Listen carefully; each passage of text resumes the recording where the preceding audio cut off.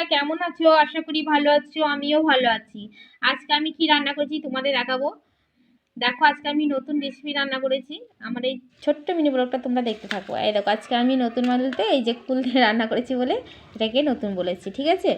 এই যে কুল দিয়ে, টমেটো দিয়ে, বেগুন দিয়ে, আলু দিয়ে করেছি। তোমরা কে কে এই বেগুন আলু দিয়ে কুল দিয়ে খেয়েছো জানাবে।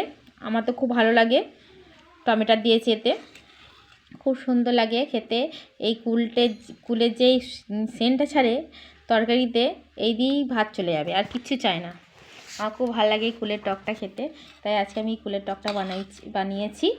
আর করেছি এই দেখো নিম পাতা ভাজা, মানে দুটোই আমার মানে সব থেকে প্রিয়, মানে নিম পাতা ভাজা আর এই যে কুলের টক।